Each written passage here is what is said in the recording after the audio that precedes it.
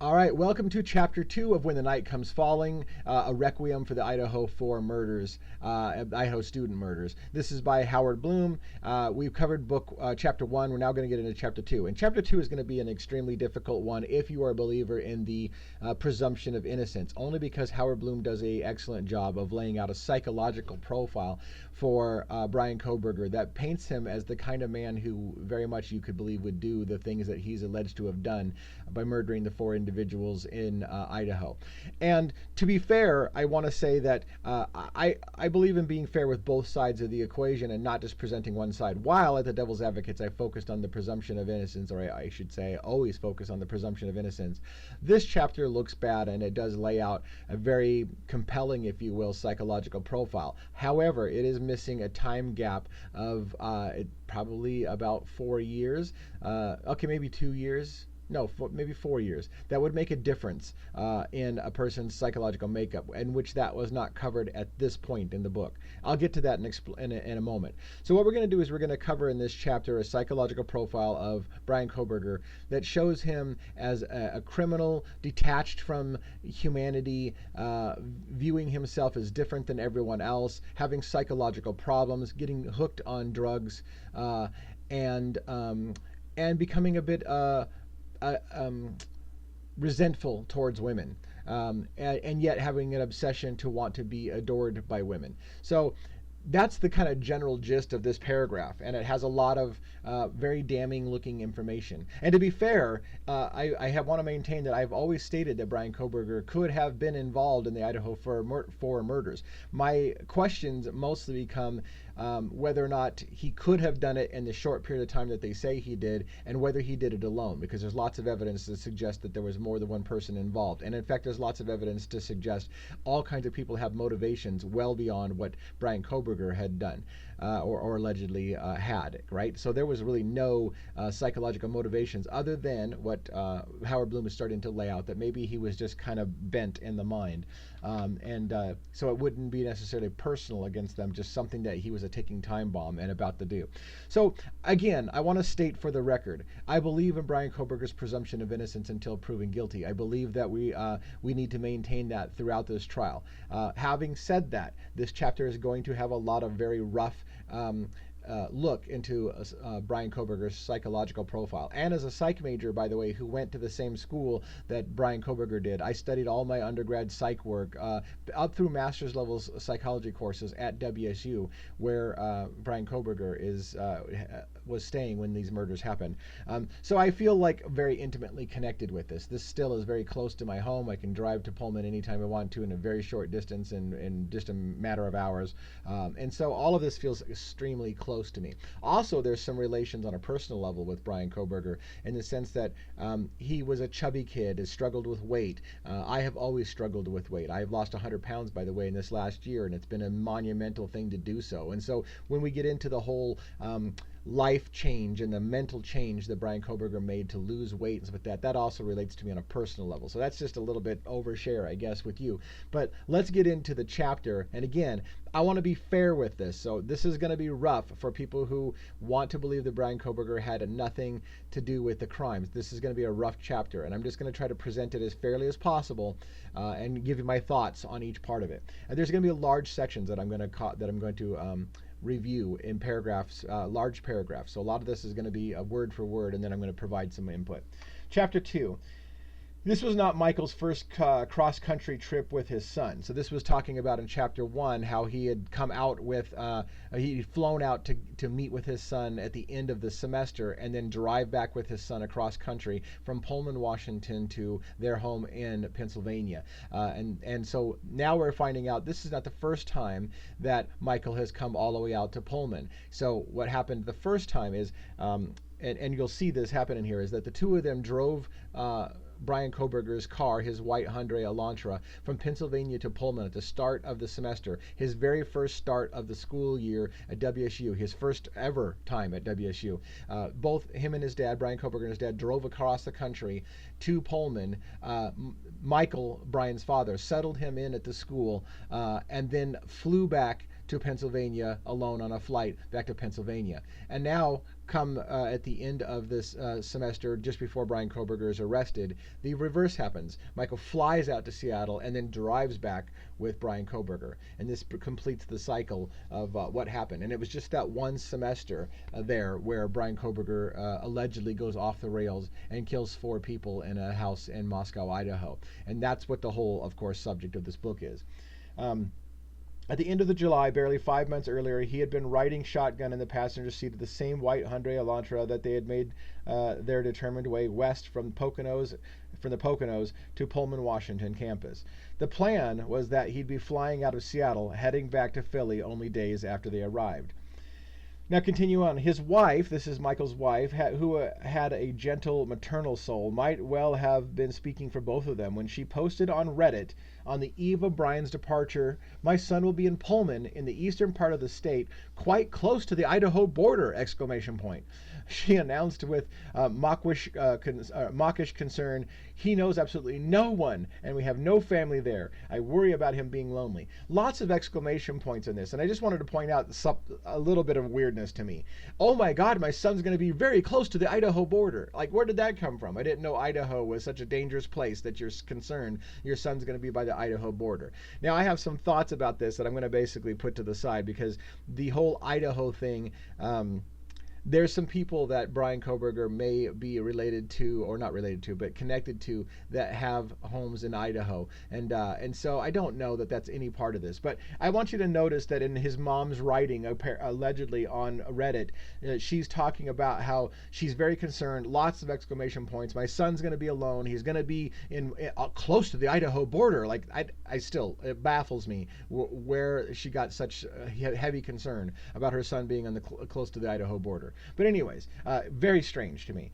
He knows no one, and he has no family there. So she's worried that he's going to be lonely. The whole family is very worried about Bryan feeling isolated when he goes to Pullman, Washington. This is part of the psychological profile that Howard Blum is building in here, is that Bryan Kohberger is very unstable, and his whole family is terrified about what's going to happen when Bryan is left alone and he's on his own. What will happen to his mind? Will he break? That's kind of what what Howard Blum is setting us up for in this chapter.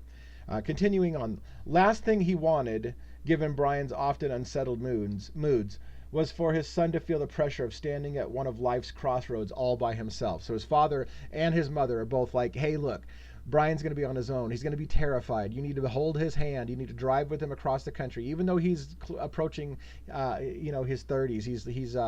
He's not a super young man, but they're treating him like he's a child, and go out there and settle him in. And in fact, you'll see that Michael, Bryan's father, felt compelled to try to find Kohberger some friends. That's how far the family is going, because they're so concerned that Bryan Kohberger is going to be unstable if he doesn't have some friends, doesn't have somebody to connect him here. He has nobody in the area, and they're fearful of what will happen if he's left alone. So this is the psychological profile that Howard Blum is kind of laying out. And it may in fact be accurate. So let me be fair with that. Howard Blum may not be stretching it.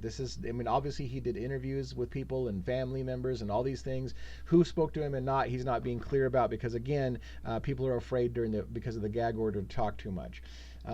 It talks a little bit in there about how Michael was always broke. He'd filed bankruptcy multiple times. He was showing that there was a rough childhood for Bryan Kohberger, that he was poor a lot of the time, and this builds a little bit to the psychological profile. I'm not going to highlight all the paragraphs talking about how poor they were, but we're going to hit a few other pieces here.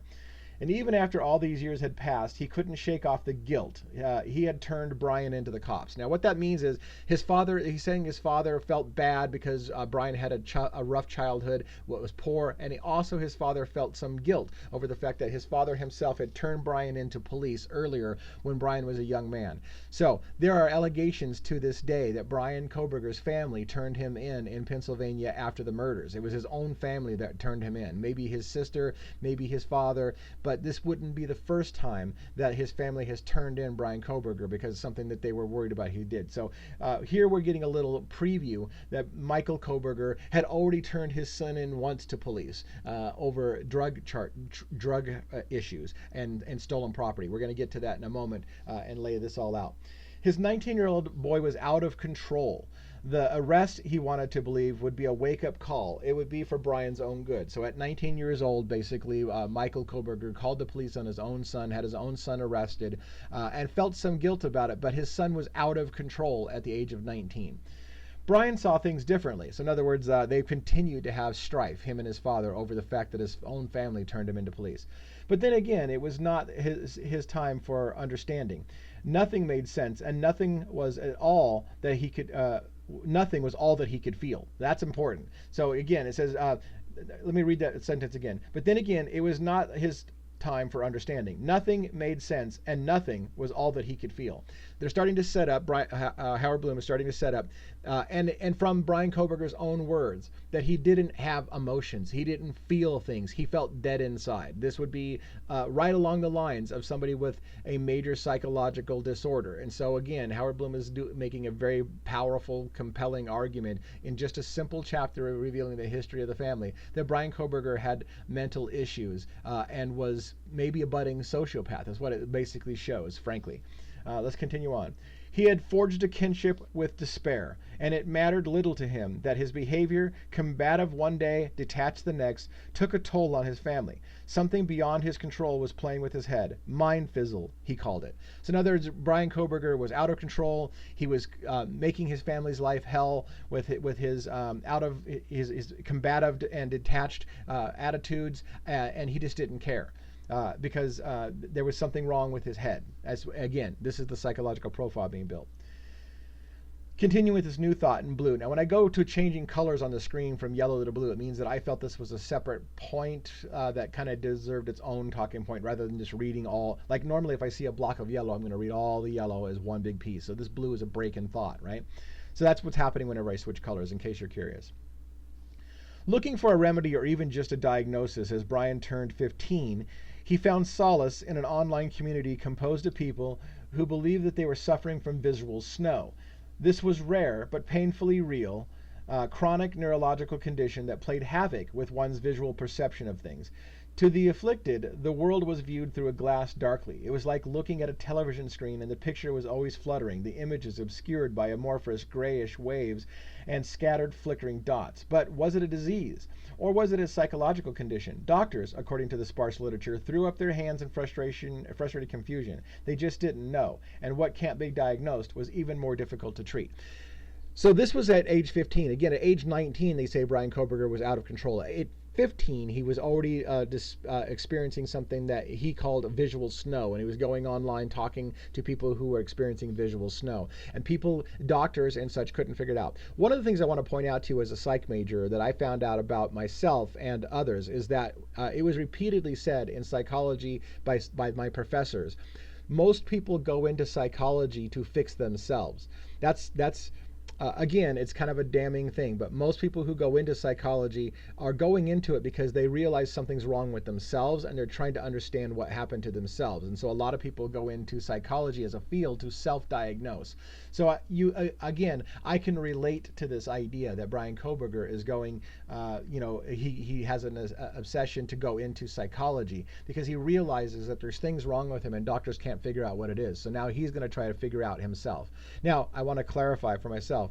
When I say that people go into psychology to fix themselves, and I went into psychology, I was a psych major, I was trying to fix myself. I am not a killer. Let's get that on the thing. But I did have a similar experience. There were things that I felt that were different about me that I didn't understand, and there was thought patterns in my head, not of a violent nature, that I didn't understand. And so a large part of me went in. I have been obsessed by true self-help books my entire life, because I have acknowledged that something was wrong with me somewhere in my mind, right, as a young man. And so I was trying to find out what was wrong with me, and that's the same thing that drove me to psychology. So again, this is kind of something that relates to me, sharing some personal details about myself as well. Let's continue on to this new thought. Now, the yellow thing, I consider this a little different. But there was no disputing that it sure took its toll on teenage Bryan. If his online posts were a reliable guide, visual snow had buried him under an avalanche of unhappiness. Day after downhearted day, he went on the web to shout out his calls from the wild. And this starts to get very, very damning in Bryan Kohberger's own words. I feel like an organic sack of meat with no self-worth. I am starting to view everyone as this. So that's bad, right? From those who are building a psychological profile. He's feeling no self-worth, and he's viewing other people as having no worth whatsoever as well. Everything I've ever done makes no sense. How did things get this way? I always feel as if I am not there. Completely depersonalized. Being detached and depersonalized are signs of sociopathic behavior. And so this is, again, very concerning for somebody building a psychological profile on Bryan Kohberger, that indeed he was the kind of individual going through the kind of mental problems that could lead one to think that they were capable of doing what he allegedly did. Constant thoughts of suicide, crazy thoughts, delusions of grandeur, poor self-image. All of this is self-diagnosed by Bryan Kohberger. It is like I have severe brain damage. I am stuck in the depths of my mind where I have to constantly battle my demons. So again, it is difficult because if these are Bryan Kohberger's exact words, if these are verified his words, it does paint a very difficult picture for those who want to believe that Bryan Kohberger is innocent of the crimes in Idaho, right? Because it's showing a man who in his young formative teen years area, maybe they don't call it so much formative, but you're still kind of going through development as a human being in your teens, that he has visual snow, that he feels detached, that he views himself and others as just sacks of meat. He's got a depersonalization going on. This is exactly the kind of thing you would expect from somebody who might be able to go kill even 4 complete strangers. So I want to be fair with the thing. I don't just completely overlook all the bad information. This looks bad for Bryan Kohberger. It really looks bad. Continuing on to the next one. As my family hugs and celebrates, I am stuck in this void of nothing, feeling completely no emotion, feeling nothing. I feel dirty, like there is dirt inside of my head. But there was still room in the void for regret. I think about my father, what a good man he is, how I treat him like dirt because I have this condition and I can't take it. So again, continual conversation language that he feels no emotion. This would arguably be, to play devil's advocates with my own position of presumption of innocence, the kind of thing somebody would need to have detachment. If they're going to kill complete strangers, if they're going to brutally murder people, they would have to feel some sort of detachment. Like they don't really feel like they're human anyways. They're organic sacks of meat, if you will. So again, playing devil's advocates, this is a rough chapter. This blue section, new thought. Everything in life added up to less than 0, and Bryan was resigned to this grim mathematics. It was even, he apparently decided, liberating. He could do whatever I want with little remorse. He was beyond rules, beyond laws. Again, super bad. And keep in mind, Howard Blum, to be fair, is cherry picking the things that he wants to show you about Bryan Kohberger's personality. He's cherry picking them because he's trying to show you this is the mind of a man who can become the murderer of 4 individuals, complete strangers perhaps to him, because he just doesn't view people as normal. He doesn't view himself as normal, and he can do whatever he wants without remorse, is the mentality that he's developing as a young man. Now, granted, much time goes by between these writings where he's in his teens, his mid-teens, 2 years later where we don't have information yet in this book about what was going on in Bryan's head at DeSales University when he was doing 4 years perhaps of college there. So there's a major gap missing between this young man and the older man, if you will, the approaching 30s at the time of the murders. But it looks bad for those who are building a psychological profile of the type of man that Bryan Kohberger was. He was angry. He went on SoundCloud to howl out a rap song that seemed to have been composed during a blizzard of visual snow. And these are apparently lyrics that he sang from his rap song. You are not my equal. You are evil, but I'm devil. Which Michael grieved made him the devil's father. So again, that's a pretty big cherry-picked thing. I didn't listen to the rap. I didn't go to get the rest of the words, but they're picking out the one line where he says, I'm the devil, and of course making a big thing about it. Now let's continue on. Then Bryan found a way to free himself from his pain, heroin. So he turns to heroin as a young man. At the time, this is in high school, I believe, at the time, as the second decade of the 21st century dawned, drugs were running wild in Monroe County, Pennsylvania, and their trafficking was an open secret. It was easy to score. Every teenager, or so it seemed, either had a connection or knew someone who did. So now we've got a teen. By the way, he'll be chubby at this point. A chubby teen who's socially awkward, being bullied. This is all in other parts of the paragraph that I won't or the chapter that I don't necessarily highlight.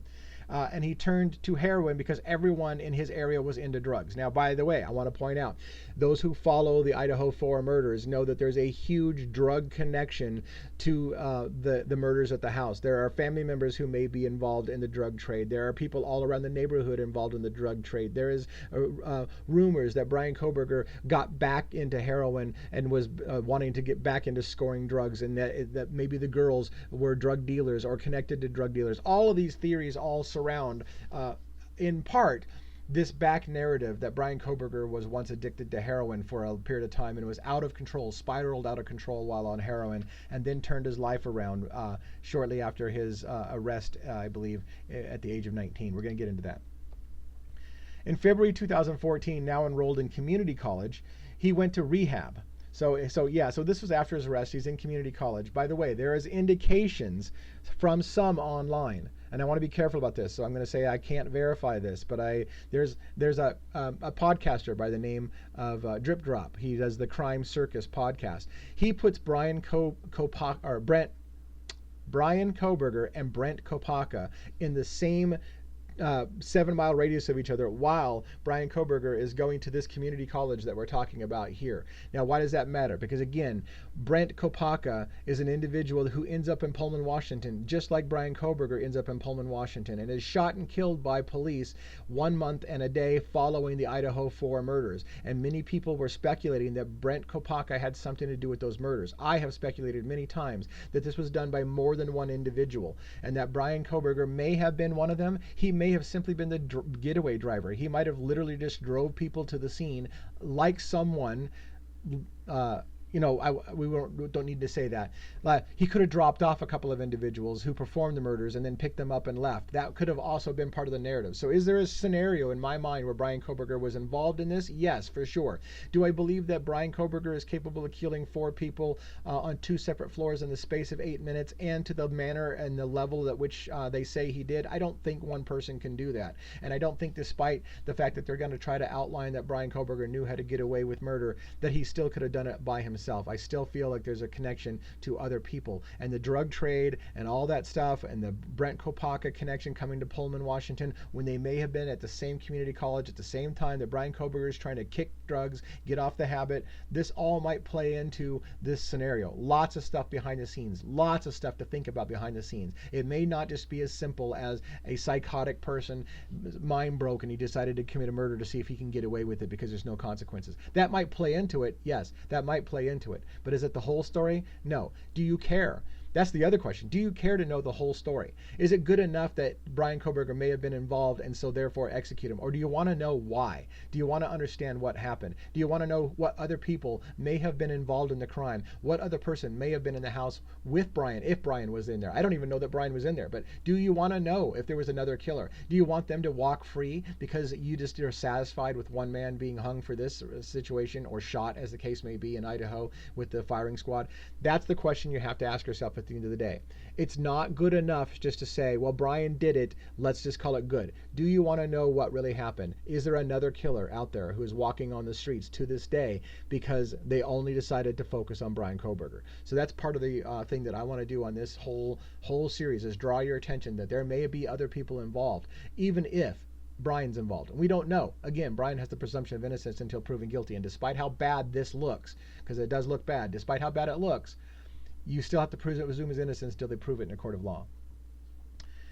Okay, so in February 2014, now enrolled in a community college, he went to rehab, but it was half-hearted gesture and it didn't stick. It wasn't long before he was back using, and his habit had become increasingly expensive. Desperate, he stole his sister Melissa's new iPhone. He had to pay a kid he knew $20 to drive him to the local mall where there was a kiosk that bought and used electronics. No questions were asked, and he sold the $400 device for $200 in cash and then went off to score. It didn't take his family long to figure out what had happened. to Melissa's phone. So this is why Bryan Kohberger gets arrested when he's 19 years old, going to community college. He gets arrested because he's got a drug habit. He's hooked on drugs. He steals his sister's iPhone and goes and sells it for half the price. And the family finds out about it. Michael had enough. Either Bryan returns the phone to his sister or he would report the theft to the police. Don't do anything stupid, Bryan warned. So now he's threatening, right? But Michael was in no mood to be intimidated. The cops came and Bryan was arrested. True, it was more theater than retribution. As a first-time offender, Bryan entered a Monroe County program, Accelerated Rehabilitative Disposition was the official name, that required no jail time, just a year's probation. And after a year had passed, his record was expunged and his heroin addiction was also history. So this was indeed what appears to be a wake-up call for Bryan Kohberger. He had spiraled out of control to the point of stealing his own family's property. His family had him arrested. It creates resentment with the family. He's angry with his family, but you know what it did is it did turn him around. He decided to change his life, and he becomes interested in law enforcement as well. So there's a whole big mind shift that happens, and he becomes a completely different human being from the drug addict at this point. So this is important to know because, again, the narrative is that Bryan Kohberger once again, and this would be, I think, 4 to 6 years after this, maybe 4 years after or 5 years after, that Bryan Kohberger maybe got back into drugs again. Maybe. But he's been clean all that time, and you will see he's obsessively clean. And so we're going to talk about that a little bit. As he was close to turning 17, a new version of Bryan began to take shape, determined to be, which is interesting in the time thing. I think they said his arrest was at 19, and now they're saying at 17 he's taking a turn for the better. That part just threw me just this moment when I saw the age 17. So as he was close to turning 17, a new version of Bryan began to take shape. Determined to be a different man, he made up his fierce mind and lost, friends would estimate, well over 100 pounds of fat. Chubby, full-cheeked Bryan was history, and a new, sleeker Bryan with chiseled cheekbones, thick wavy hair, electric eyes, and a swaggering smile had emerged. So he reinvented himself. He lost a crap ton of weight, 100 pounds or more. And it's funny because there was I want to mention quickly, a TikToker once, early stages of investigating Bryan Kohberger, said somebody told them that they knew Bryan and he was a fat kid. And then he says, you look at the pictures and Bryan Kohberger is not fat at all. So it makes me wonder if that guy even knows Bryan Kohberger. Well, there was a period of time when Bryan Kohberger was a fat kid, a chubby kid, if you will. I can say these things without feeling so horrible because I myself am a fat guy. So I'll just, I don't like the word fat. I get it. Everybody hates that word, but I'm one of them, right? So I get it. I've been called fat my entire life. My whole family has been fat my entire life. So chubby kid, weight challenged, whatever you want to say in today's PC world, I was the fat kid. So he was the fat kid. Anyways, chubby, full-cheeked Bryan was history, and okay, we got that. And now he was determined to keep his new look. So Bryan Kohberger lost a bunch of weight. He's focused, and he's determined to keep this new look. With a convert's fanaticism, the ex-junkie went full vegan. He not only wouldn't ingest any animal products, he also refused to be served food that might have been cooked in pans that once had prepared meat. He becomes kind of OCD about things. He's over the top, just obsessed. His body had become a temple, and now he was also setting out to turn it into a fortress. He started heading out for long runs over the countryside, taking boxing classes, lifting weights, and doing rigorous sets of push-ups. And by the way, to this day, Bryan Kohberger, they said, was a runner. He liked to run. Now, there's that infamous picture after the murders where Bryan Kohberger looks freshly showered in a white shirt in front of a shower with no curtain, and he's got a thumbs up sign, and he's giving a thing, and he's got earbuds in his ears. And I've commented that one of the things I was worried about is those earbuds, you could say, might have, if he had those on during the crime, because again, that photo was taken hours after the crime. Quite a few hours after the crime. People are making it sound like it happened right after the crime. If the murders happened when they say it did, which was 4 a.m, that photo I think was taken at 9, close to 10 o'clock in the morning. So it was well after the murders. It's not like he just freshly showered after the murders and gave a thumbs up. But that's exactly how they're trying to portray it in the media. That a photo taken like 5 hours after the event of Bryan Kohberger smiling and giving a thumbs up is proof that he's bragging that he got away with it, that he freshly showered and he's gotten away with it. This has been hours, many hours after the murders. And the earbuds, if he's a runner, he probably frequently puts earbuds in to go for a run. So had Bryan Kohberger simply gone for a run, had his earbuds in after, did he put his earbuds back in after the shower? Whatever the case may be, the earbuds in front of the shower thing, I don't know what it exactly tells us, but it's interesting to note. The earbuds, he's a runner. He runs all the time. He keeps his body fit and in shape.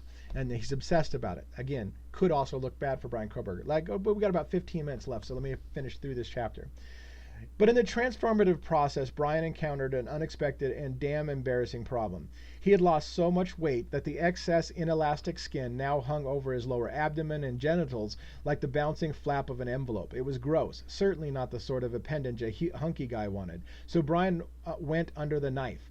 It was expensive, but he had medical insurance. Now, by the way, as an aside, because I'm also covering Luigi Mangioni's case in the healthcare insurance thing, I'm not understanding how this exactly works, because removing flabby skin is considered an elective surgery. It's not required for your health. So I'm not sure how his insurance got to help pay for the removal of flabby skin in the first place. But that's an aside, again, because I have lost a ton of weight. I have flabby parts of skin, and I can't get medical insurance to cover it because that's cosmetic surgery. It's not for health purposes to get rid of flabby skin. So how he's doing it, I don't know. That's an aside. You know too much more about me. I'm going to have to come see you. Anyways, that's not funny, I suppose. Okay, it was expensive, but he had medical insurance, and when Bryan was wheeled out of the operating room, the surgeon had performed both peniculectomy and an abdominoplasty. Those are big words. Those are really big words. His abdomen and his lower belly had been expertly contoured to create the same flat, rock-hard torso that he admired on other fighters in his boxing class. So again, Bryan Kohberger is a lean, mean fighting machine. That is exactly, I think, what Howard Blum is trying to paint. Is that this man has psychological problems. He's obsessed with his body. He's become a lean, mean fighting machine. And again, I would argue Howard Blum is trying to set up this man is perfectly capable of killing 4 people in a very short amount of time because he is a badass. He has chiseled himself. He's rock hard. His body is a temple. He is trained. He's a boxer, a fighter, all these things. This is, in my mind, the psychological profile that Howard Blum is trying to subliminally show you, is that this guy has major mental problems and is physically fit, continues to run, keeps himself in shape, a boxer, a fighter. He knows how to do things of a physical nature, and therefore certainly capable of doing what they claim that he did in the short amount of time that he did. All right, fair enough. Fair enough. It's something we should acknowledge. In blue, Bryan was at least starting to feel that he was becoming the man that he was meant to be. He had always been intelligent, possessing the sort of mind that liked to bore down deep into things, but he just didn't have the confidence to exhibit his acuity. But now it was as if he was trying to make up for all the time that he had held his peace. He'd hold forth, his students would later complain, like he was the smartest guy in the room. And in Pennsylvania, his old friends, a ragtag collection of sorts of outcasts who, like Bryan himself, had been bullied through middle school, were bristling too. To hear them tell it, they felt betrayed. Bryan's acting all high and mighty, one groused. I liked him better when he was chubby. So basically, he was in a group of nerds, outcasts, because he was fat, chubby kid, and now that he's got himself fit, trim, in fighting shape, he thinks he's better and superior than other people. And his old friends are like, oh, we don't like the new Bryan. We liked him better when he was the fat, chubby kid getting picked on. But Bryan apparently had no regrets. When he met up with his old crowd, he acted superior, quick on the draw with put-downs. He'd wrestle someone into a headlock and then prance around in a victory dance like he was the champion of the world. Bryan wanted them to realize that he had moved on. Again, psychological profile. He's putting aside the old himself, and now he's this new, lean, mean fighting machine. Now they start to get into the misogyny part, because there's a big group of people who believe that Bryan Kohberger hates women, that he's an incel, that he doesn't do well with women, and now he's angry at women because he doesn't do well. And to be fair, Howard Blum does a good job of laying out that pre-work. So again, I just want to acknowledge this is a rough chapter for those who want to say that Bryan Kohberger couldn't have done the things that they're saying he did. The girls who had bullied the fat kid in middle school still didn't want to date the new reinvented Bryan. Women, Dominique Clark, a classmate, would recall, found him odd and a creep. If he liked or was interested in a girl and she wasn't, he didn't understand why, or just didn't accept her saying no. So, the idea, psychological profile. Hey, I've done all this work on myself. I've gotten fit. I'm trim. I'm hard as rock. I should be sexy, right? So why are you still turning me down? I don't get it. Because, again, if Bryan Kohberger has autism spectrum disorder, he doesn't understand things. Like, in his mind, being fit and slim is enough. That should make me sexually desirable to women. And so he doesn't understand that women don't appreciate the fact that he's worked on his body and he's become better. He should automatically now have women's attention, and he's not getting it. That's the psychological profile. Again, that's the psychological profile Howard Blum is starting to build. A Tinder date with Haley, a co-ed from Penn State Hazleton, while Bryan was at Northampton Community, ended up with the frazzled young woman locking herself in a bathroom pretending to vomit just so he'd leave her dorm room. The desperate ploy worked, and Bryan, the would-be Romeo, vanished passively into the night. But an hour later, he had the last word. He texted Haley to let her know that he thought she had good birthing hips. That was the clincher. Haley summarily blocked him from her contacts. So again, that's part of what I would argue could be autism spectrum disorder. He doesn't know the right things to say at the right times. He comes off awkward. He's always come off awkward. That's his MO. And he's especially awkward with women, which again leads to this incel argument that he just doesn't have a way with women. Women don't like him. He doesn't understand why, because in his mind, he's a physical specimen. He should be an attraction for women, and he's still striking out with women. But now he can make a fresh start, talking now about going to Pullman. So again, this is fast forwarding. We're basically jumping from a 17, 19-year-old boy and then jumping through 4 years potentially at DeSales University to get now to graduate school at Pullman. Now, I do believe Howard Blum is going to go into the DeSales University. But for this moment, we're just jumping in time from a young, troubled teen who has turned himself around and become a little bit arrogant to now he's going to go and make a fresh start many, many years later at Pullman. So in that regards, I think Howard Blum's a little unfair. He's trying to take us immediately from the psychologically broken teenager to the murderer at age 30. With no explanation in between. Again, maybe he'll cover it later, but to me, it's a little unfair in this chapter. But that's okay. But now he can make a fresh start. As he arrived with his dad in the sunny Pullman, Washington in the first week of August 2022, the campus was already a hive of activity, although the new semester had not fully officially begun. Everywhere Bryan looked, a parade of sun-kissed co-eds scurried about in seemingly prescribed uniform of tight cutoffs and artfully cropped tops that exposed tanned midriffs. Who could have blamed Bryan if he felt the excitement that comes with the promise of a new adventure? So now he's on a campus with all kinds of pretty little girls that are showing lots of skin, and it's sun and it's summer, and it's mind candy. I'm exploding with mind candy. There's girls everywhere, and this is going to be a great thing for me. Again, this is a little bit of a psychological manipulation on Howard Blum's part to show that Bryan Kohberger must have been so excited about all the young pretty girls running around the campus in the spring or in the summer. Only Michael,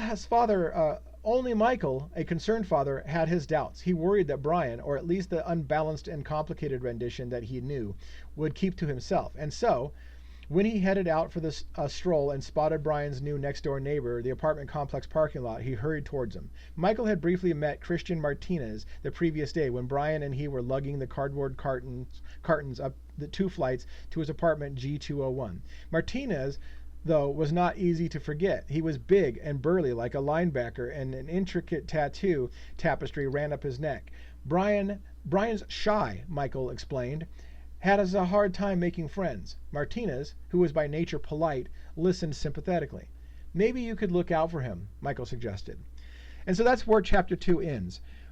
It's a concerned family and father afraid that their very warped and disturbed son is going to be on his own in a new place, and God forbid, close to Idaho, and that he needs some extra help. And so his father comes out to handhold him like a child, even though he's at the age of 30, roughly, comes out there hand-holding him, and even is trying to help him make friends, and goes up to somebody and says, hey, my son's got problems making friends. Maybe you could look out for him. And then we're going to lead into a lot of stuff about the pool party, perhaps. I don't know if I don't know for sure if Howard Blum is going to cover that, but I suspect he will. I mean, we could look ahead. No, I don't even want to look ahead. Let's back off. So we're going to get into a lot of stuff coming up about what happened in the early stages of Bryan on campus, who he made friends with and who he didn't. But again, I want to end with this clarification. Nothing changes my mind as far as the presumption of innocence. Bryan Kohberger has the presumption of innocence, and you can make anyone look bad if you cherry pick the details. Admittedly, this chapter makes Bryan Kohberger look bad. Admittedly, this chapter does a good job of painting a psychological profile of a person who views himself differently, superior to others, and feels by one sentence in the chapter that he can get away with anything. So we're building a profile. Howard Blum's building a profile that Bryan Kohberger is certainly capable of doing the things that he is alleged to have done. I don't know what ultimately Howard Blum's take is going to be on the book, but from what I've seen from people online, and by the way, Howard Blum continues to talk about this issue, and he has several times stated things about his doubts that Bryan Kohberger was the person who did it. Even to this day, it sounds like Howard Blum has doubts and has questioned major parts of the official story. So I believe Howard Blum's a lot like me, and let me end with that thought. Here's the problem that I have, and it's the same problem I think that Howard Blum has and what people have with people like us.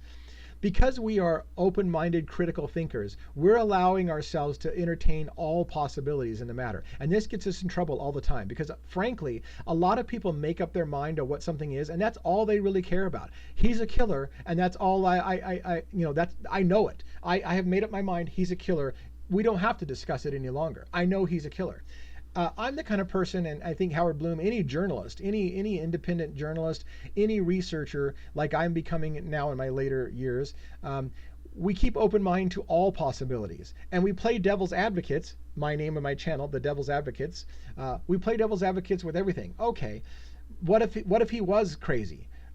Devil's advocates, then could he have done it? And if he could have done it, how would he have done it? Let's run it all through. Let's okay. So he is crazy. Let's look, and then you the next day you're like, okay, I don't think he's crazy. What if he's not crazy? If he's not crazy, then who did it? And how would we? And then we lay all that out, and we can simultaneously go down multiple paths, exploring all possibilities because we keep an open mind to all possibilities. And it gets us in trouble, especially on platforms like TikTok and YouTube, because you get a following where people hear you say something about defending the presumption of innocence, and they say, oh, this guy believes Bryan Kohberger is innocent, and now all of a sudden this asshole's doing a chapter 2 on Howard Blum's book saying, yeah, he fits the psychological profile of a killer. And they're like, that guy's an asshole. He's just totally changed his mind. No, I haven't changed my mind. My opinions always are open and fluid to accepting all possibilities.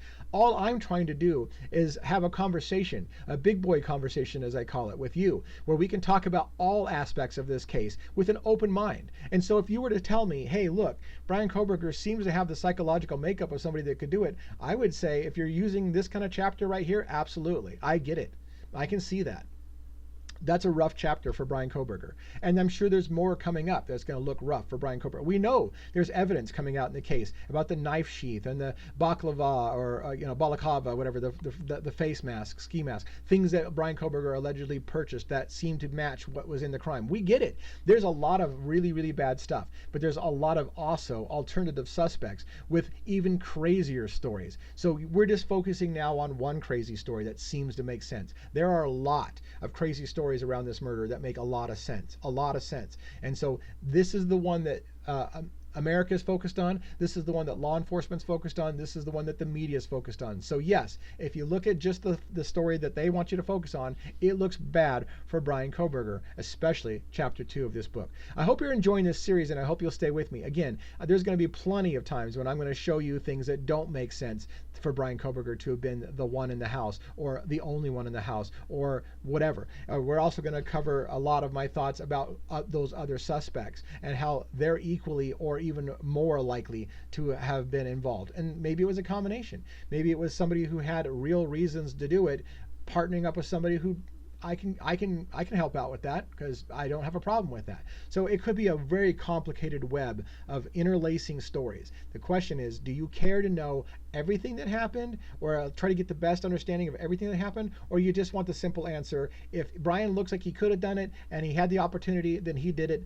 and we're done, and we can all sleep better. And I don't really care if there are other accomplices walking free. Those are questions you have to ask yourself, and it's questions we're going to explore as we continue this series. Thanks for checking out my chapter 2. Hope you're enjoying. If you do, please like and subscribe, hit the notification bell on this. All those things that you hear all the time that sound flippant from every single YouTube creator, it is true. It is super important for people to follow, to subscribe, and to get notification bells. All those things help us build a stronger channel, and the stronger channel we have, the more motivated we are to spend hours and hours and hours of our life researching and sharing our thoughts, is because somebody's listening.